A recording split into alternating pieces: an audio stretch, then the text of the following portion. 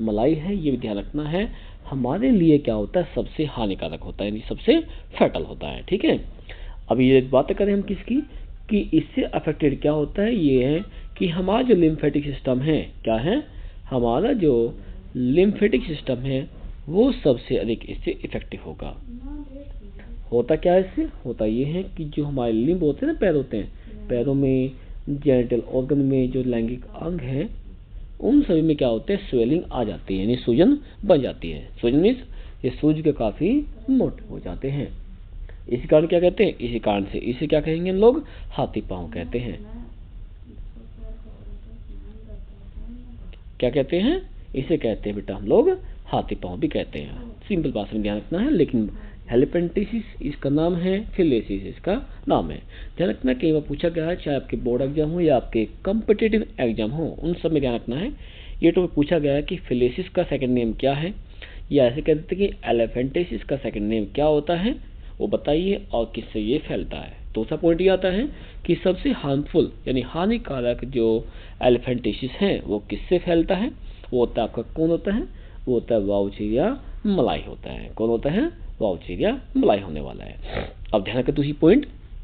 अब बारी आती है किससे, ये पूछा जाता है जैसे कि मलेरिया हमारा एनाफिलेज फीमेल से फैलता है, उसी प्रकार से जो आपका वाउचेरिया यानी कि फिलेसिस है, एलिफेंटिसिस, वो किससे फैलता है। ध्यान रखना बेटे, यहाँ भी क्या होगा, यहाँ भी आपका जो फीमेल मॉस्किटो होगा, कौन होगा, फीमेल जो मॉस्किटो होगा, यानी एडिस जो फीमेल होती है मॉस्किटो, उसके द्वारा ध्यान रखना आपका फिलेसिस फैलती है।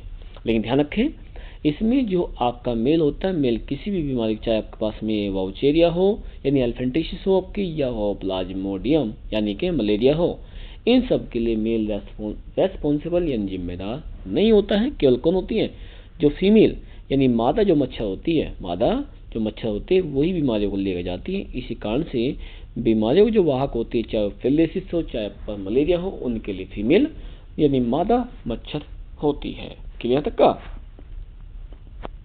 ध्यान रखना है। ये टॉपिक आपको इसलिए कराया गया बेटा, ध्यान रखना है, ध्यान से रिपीट भी करा के, क्योंकि ये टॉपिक आपके बहुत ही इंपॉर्टेंट है। जैसे आपका मलेरिया का है, उससे अधिक इंपॉर्टेंट आपका टॉपिक ये रहता है।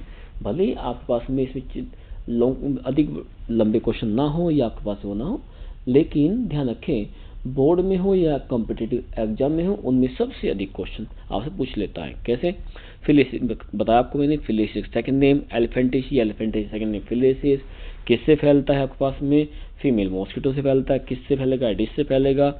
सबसे खतरनाक जो आपका एलिफेंटिसिस किससे होता है, वाउचेरिया मलाई का होता है।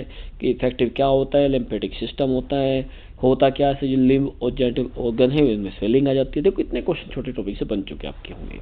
क्लियर है, तो ध्यान रखना है, ये टॉपिक आपको ध्यान रखिए कि जो फिलेसिस है, जो फिलेसिस है वो क्या होता है, कैसे फैलता है, और इससे हमारी बॉडी पर क्या क्या इफेक्ट पड़ता है। भाई ध्यान रखना है कि यदि किसी को फिलेसिस हो जाता है ना, फिलेसिस हो जाता है यानी कि जो एलिफेंटिसिस हो जाता है, तो उसके पैरों का वजन इतना अधिक हो जाता है, ध्यान रखना बेटे, कि वो पैरों को उठा भी नहीं पाता है। पूरी बॉडी का वजन इतना नहीं होगा जितना कि उसके अकेले पैर का होता है।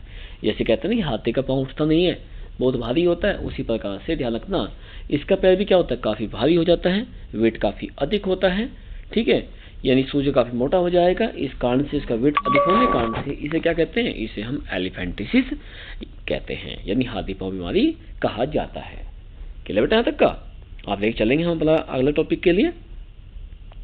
अगला टॉपिक हमारा है रिंगवर्म है। लेकिन ध्यान रखें, यदि आपको कोई टॉपिक समझ में नहीं आया है तो क्या करेंगे, आप कमेंट बॉक्स में हमें